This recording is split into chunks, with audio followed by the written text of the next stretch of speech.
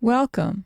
In this video, we are going to look at problem 5. It is from section 1.5 of College Algebra 2E by OpenStax. In this problem, we need to find the greatest common factor. So let's start with the greatest common factor of the coefficients. GCF is for greatest common factor. Okay, we have a 49, and that is 7 times 7. We have a 35, and that is 5 times 7. We have a 77, and that is 7 times 11.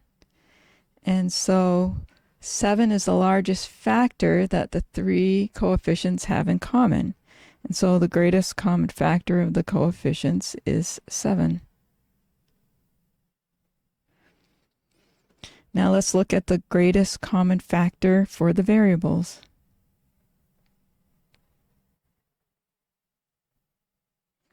Here we have mb squared.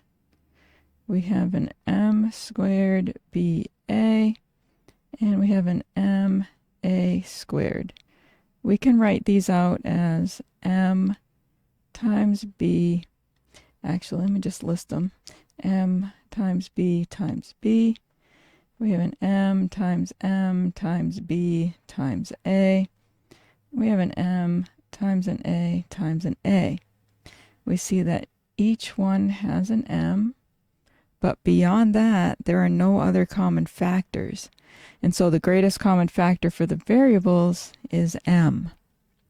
Now we combine these to find the greatest common factor of the expression, and we find that it is 7m.